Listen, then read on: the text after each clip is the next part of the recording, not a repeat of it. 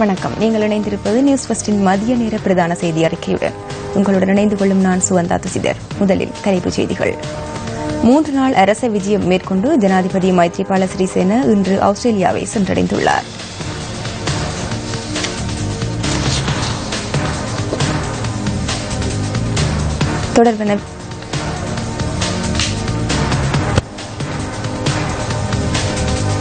தொடர்பான விரிவான செய்திகள்.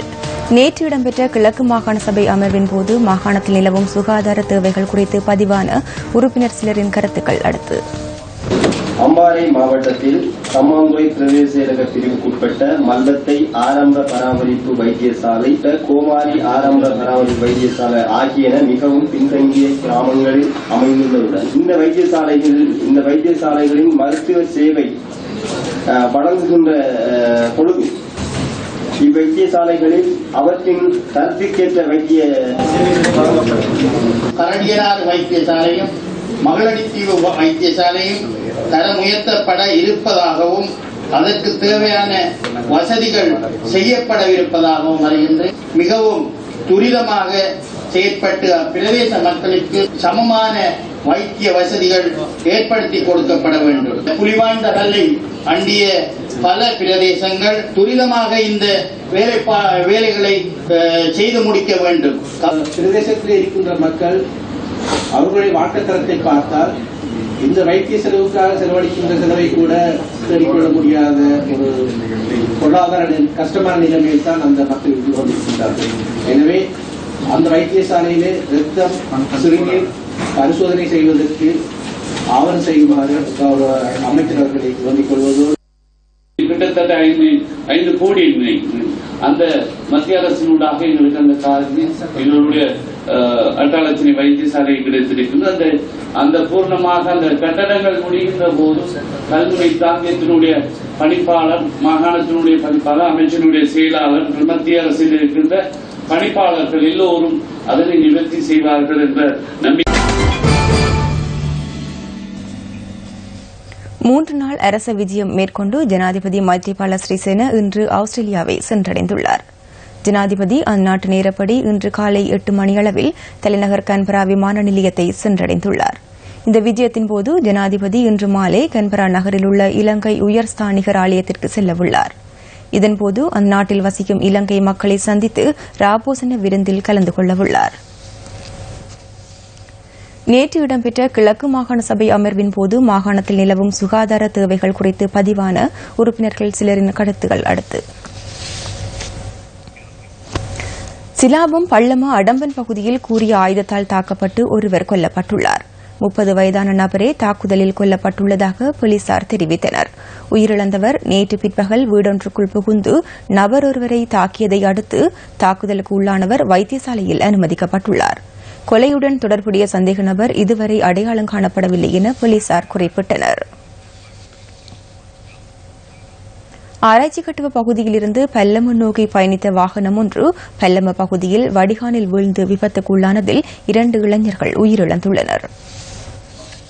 இந்த விபத்தில் சிலாபம் ஆராய்ச்சிக்கட்டு பகுதியைச் சேர்ந்த 20 வயதான ஒருவரும் வெளிமட பகுதியைச் சேர்ந்த 21 வயதான ஒருவருமே உயிரிழந்துள்ளனர். மோட்டார் சைக்கிள் வேக கட்டுப்பாட்டை இழந்து விபத்திற்கு உள்ளாகியுள்ளதாக நியூஸ் ஃபர்ஸ்டின் பிராந்திய செய்தியாளர் தெரிவித்தார். உயிரிழந்தவர்களின் சடலங்கள் சிலாபம் பொது வைத்தியசாலையில் வைக்கப்பட்டுள்ளதுடன் விபத்து தொடர்பிலான மேலதிக விசாரணைகளை சிலாபம் போலீசார் முன்னெடுத்து வருகின்றனர். இதேவேளை கல்கமுவ மெதகம பகுதியிலிருந்து கிரிமாவ பகுதி நோக்கி பயணித்த ஜீப் வண்டி தம்மன்னாவ பகுதியில் மோட்டார் சைக்கிள் ஒன்றுடன் மோதி விபத்துக்குள்ளாகியுள்ளது. விபத்தில் காயமடைந்த மோட்டார் சைக்கிளில் பயணித்த 31 வயதான பெண் அனுராதபுரம் வைத்தியசாலையில் அனுமதிக்கப்பட்டுள்ளார். ஜீப்பின் சாரதி கல்கமுவ மககல் கடவல்ல பகுதியில் வைத்து கைது செய்யப்பட்டுள்ளார். ஜீப்பின் சாரதி இன்றைய தினம் கல்கமுவ நீதிமன்றத்தில் ஆஜர்படுத்தப்படவுள்ளார். இன்று காலை வத்தேகமவிலிருந்து கொழும்பு நோக்கி பயணித்த ஆம்புலன்ஸ் வண்டி ஒன்று பஸ் வண்டி ஒன்றுடன் மோதி விபத்திற்குள்ளாகியுள்ளது.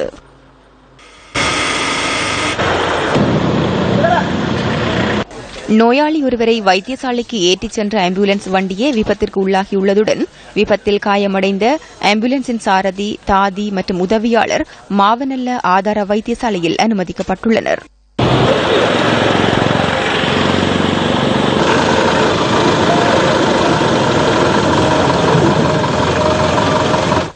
எதிர்வரும் 2 தினங்களில் இலங்கையில் தென்மேல் பருவப்பெயர்ச்சி காலநிலை வலுவடையும் என வளிமண்டலவியல் திணைக்களம் எதிர்வு கூறியுள்ளது. கடல் பிராந்தியங்களை பொறுத்தவரையில் நாட்டை சூழவுள்ள கடல் பிராந்தியங்களிலும் நாளை முதல் தென்மேல் பருவப்பெயர்ச்சிக்குரிய காலநிலை ஆரம்பமாவதனால் மேல் தென்மேல் மற்றும் தென்கடல் பிராந்தியங்களில் காற்றுடன் கூடிய மழை அதிகரித்து காணப்படும். புத்தளம் தொடக்கம் கொழும்பு, காலி, ஹம்மாந்தோட்டை ஊடாக பொத்துவில் வரையான கடல் பிராந்தியங்களில் அடிக்கடி மழை அல்லது இடியுடன் கூடிய மழை பெய்யக்கூடும். ஏனைய கடல் பிராந்தியங்களின் பல இடங்களில் மழை அல்லது இடியுடன் கூடிய மழை பெய்யக்கூடும். காற்று மணித்தியாலத்துக்கு 30 முதல் 40 கிலோமீட்டர் வேகத்தில் தென்மேற்கு திசையிலிருந்து வீசும். காலி தொடக்கம் அம்மாந்தோட்டை ஊடாக பொத்துவில் வரையான கடல் பிராந்தியங்களில் காற்றின் வேகமானது அடிக்கடி மணித்தியாலத்துக்கு 60 கிலோமீட்டரிலும் அதிகரித்த வேகத்தில் வீசக்கூடும். இவ்வாறான சந்தர்ப்பங்களில் குறிப்பிட்ட கடல் பிரதேசங்கள் கொந்தளிப்பான நிலையில் காணப்படும். திறன் விருத்தி மற்றும் தொழிற்பயிற்சி அமைச்சராக ஜனாதிபதி முன்னிலையில் சத்திய பிரமாணம் செய்து கொண்ட சந்திம வீரகொடி இன்று கடமைகளை பொறுப்பேற்றுக் கொண்டார். முன்னாள் திறன் விருத்தி மற்றும் தொழிற்பயிற்சி அமைச்சர் மஹிந்த சமரசிங்க மற்றும் அமைச்சர் ஃபைசர் முஸ்தபா ஆகியோரும் இந்த நிகழ்வில் கலந்து கொண்டனர்.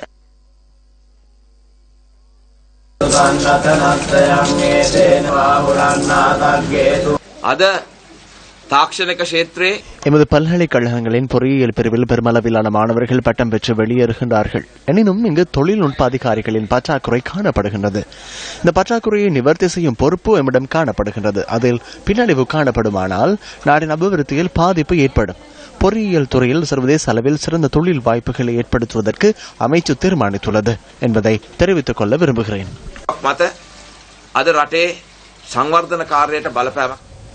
பதேகம நகரின் மத்தியில் அமைந்துள்ள 2 மாடி கட்டடத்தில் நேற்றிரவு தீப்பற்றியுள்ளது.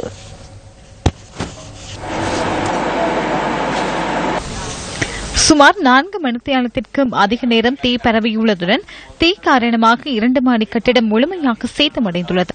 காலி நகர தீயணைப்பு பிரிவினர் மற்றும் பத்தேகம பிரதேசவாசிகள் மற்றும் பத்தேகம போலீசார் ஒன்றிணைந்து தீயை கட்டுப்பாட்டுக்குள் கொண்டு வந்துள்ளதாக நியூஸ் ஃபர்ஸ்டின் பிராந்திய செய்தியாளர் தெரிவித்தார்.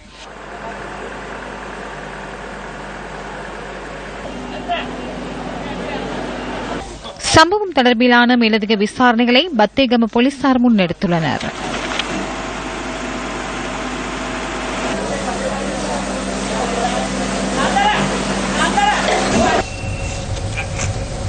நேற்றைய தினம் பாராளுமன்றத்தில் தெரிவிக்கப்பட்ட கருத்துக்கள் சில அடுத்து. வடக்கு கிழக்கு பொறுத்தமட்டிலே தமிழ் மொழி மூலம் அச்சிடப்படுகின்ற புத்தகங்கள் தொடர்ச்சியாக சிங்கள மொழியிலிருந்து தமிழ் மொழி மாற்றம் செய்யும் போது பல்வேறுபட்ட எழுத்துப்பிழைகள், கருத்துப்பிழைகள் தொடர்ச்சியாக நடைபெற்று கொண்டிருக்கின்றன. அதுக்கப்பால் எங்களுடைய வரலாறுகள், தமிழ் மன்னர்களுடைய வரலாறுகள் கூட இருட்டடிப்பு செய்யப்படுகின்றது அல்லது மறைக்கப்படுகின்றது. குறிப்பாக சங்கிலிய மன்னன், பண்டாரவன்யன், குலக்கோட்டன் போன்ற தமிழ் மன்னர்கள், இந்த நாட்டை ஆட்சி செய்த தமிழ் மன்னர்களுடைய இந்த வரலாறுகளை எங்களுடைய மாணவர்கள் கல்வி கற்பதற்காக அல்லது இந்த மன்னர்களை பற்றியான வரலாறுகள் தெரிந்து கொள்ள முடியாத அளவுக்கு இந்த கல்வி வெளியீட்டு திணைக்களம் இதை இருட்டடிப்பு செய்கின்ற விடயங்களை தொடர்ச்சியாக நாங்கள் இந்த பாராளுமன்றத்திலே வலியுறுத்தி இருக்கின்றோம். ஆகவே கல்வி வெளியீட்டு திணைக்களம் தமிழ் மொழி மூலம் வெளியீடு செய்கின்ற இந்த புத்தகங்களிலே ஏற்படுகின்ற பல்வேறுபட்ட கருத்துப்பிழைகளையும் வரலாறு திரிவுபடுத்தல்களையும் நிறுத்திக் கொள்ள வேண்டும். கல்வி அமைச்சினால் காலத்திற்கு காலம் வெளியிடப்படுகின்ற சுற்று நிருபங்கள், அறிவுறுத்தல்கள், அறிவித்தல்கள், கையேடுகள் என்பன விடுக்கப்படுகின்ற போதும் கலந்துரையாடல்கள், பயில் அமர்வுகள், செயல் அமர்வுகள் போன்றவை மேற்கொள்ளப்படுகின்ற போதும் இருமொழி பயன்பாட்டின் அவசியம் கருதி கொள்ளப்பட வேண்டும். அதை விடுத்து தனிச்சிங்கள மொழியில் மாத்திரம் அவற்றை மேற்கொள்வதால் அது கூலிக்கு மாரடிக்கும் ஒரு செயல்பாடாகவே அமைகின்றதே தவிர அதனால் தமிழ் மொழி மூல பயன்பாட்டாளர்களுக்கு எவ்விதமான பயனும் ஏற்பட போவதில்லை என்பதை இங்கு சுட்டிக்காட்ட விரும்புகின்றேன். கடந்த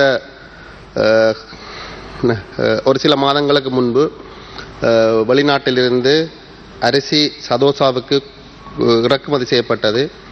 ஆனால் வடக்கில் இருக்கின்ற 5 மாவட்டங்களிலும் கடந்த 3 வருடங்களாக கொள்வனவு செய்யப்பட்ட நெற்கள் அந்தந்த களஞ்சிய சாலைகளில் நீண்ட காலமாக இருக்கிறது. அந்த நெற்களை ஏன் அரிசியாக மக்களுக்கு விநியோகிக்க முடியாமல் சதோசாவுக்கு வெளிநாடுகளிலிருந்து அரிசி இறக்குமதி செய்யப்பட்டு மக்களுக்கு விநியோகிக்கப்பட்டது அல்லது பட இருக்கிறது என்பதை சந்தேகமாக நான் நோக்குகின்றேன். இன்று சிங்கப்பூருக்கு செல்வதன் காரணமாக நாங்கள் பார்க்கலாம், அந்த நாடு இன்று உலகத்திலே பேரும் புகழும் போற்றக்கூடிய ஒரு நாடாக 4 பாஷை பேசக்கூடிய மக்கள் அங்கு வாழ்வார்கள். அனைவருக்கும் சம அந்தஸ்து என்ற அடிப்படையில் உரிமைகள் வழங்கப்பட்டிருப்பதை காணக்கூடியதாக இருக்கின்றன. ஆனால் எங்கள் நாட்டில் ஏன் அப்படியான ஒரு நிலைப்பாடை செய்ய முடியாது? ஏன் காரணம் என்ன? இந்த நாட்டை ஏன் கட்டி எழுப்ப முடியாது? சிங்கப்பூர் போன்று நாங்கள் இயற்கையிலே மரங்களை நாட்டி இயற்கையிலே நீர்த்தேக்கங்களை அமைத்து இயற்கையான அமைப்பில் உருவாக்க வேண்டுமா? இல்லை, இந்த நாடுதான் இயற்கையான நாடு, அனைத்து வளங்களும் உள்ள நாடு. ஏன் இப்படியான நாட்டை நாங்கள் முன்னேற்றுவதற்கு தடையாக இருக்கின்றோம்? சிறிது காலம் இனவாதம் என்பது இல்லாமல் இருந்த நிலையிலே இன்று அது மீண்டும் தலை தூக்க ஆரம்பித்திருப்பதை நாங்கள் பார்க்கக்கூடியதாக இருக்கின்றது.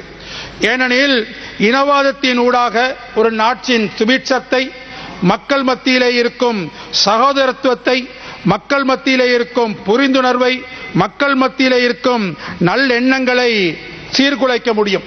அந்த வகையிலே இன்று அதற்கு தூவமிட்டுக் கொண்டிருக்கின்றார்கள் ஒரு சிலர். இவ்வாறான நிலைமையை ஏற்படுத்துவதனூடாக நாட்டின் சமாதானத்திற்கும் நல்லாட்சியின் செயல்பாடுகளுக்கும் தடை விதிக்க முடியும் என்ற சிலர் கங்கணம் கட்டி நிற்கின்றார்கள், எதிர்பார்த்து நிற்கின்றார்கள். சில அரசியல்வாதிகள் இதிலே குயிர்காய எத்தனிக்கின்றார்கள். பிரதமர் அவர்கள் சொல்லியிருக்கிறார், அந்தந்த போலீஸ் பொறுப்பதிகாரிகள் தான் அந்த சம்பவங்களுக்கு பொறுப்பெடுக்க வேண்டும் என்று. எனவே அவ்வாறு ஒவ்வொரு போலீஸ் அதிகாரிகளும் தங்களுடைய கடமையை நேர்மையாக செய்தால் இந்த மாதிரியான பிரச்சனைகள் 20ஆக வளர்ந்திருக்க முடியாது ஒரு மாத காலத்துக்குள்ளே. எனவே இது தடுத்து நிறுத்தப்பட வேண்டுமாக இருந்தால் சட்டம் ஒழுங்கை நிலைநாட்டுவோம் என்று சொல்லுகின்றவர்களும் அதை செய்ய வேண்டிய போலீசார், நிச்சயமாக சிறுபான்மையாக இருக்கலாம், பெரும்பான்மையாக இருக்கலாம், எல்லா மக்களும் போலீசாரின் மீது நம்பிக்கை வைத்திருக்கிறார்கள். தங்களுடைய பாதுகாப்பை, தங்களுடைய மத கடமைகளை செய்கின்ற உரிமை அல்லது வியாபாரத்தை, தங்களுடைய இருப்பை, அதாவது அதற்குரிய பாதுகாப்பை தருகின்ற பொறுப்பு போலீசாருக்கு இருக்கின்றது என்பதை அதை போலீசார் செய்ய தவறி இருக்கிறார்கள். அதை ஏற்றுக்கொண்டாக வேண்டும். இத்துடன் நியூஸ் ஃபர்ஸ்டின் மதிய நேர பிரதான செய்திகள் நிறைவடைகின்றன. வணக்கம்.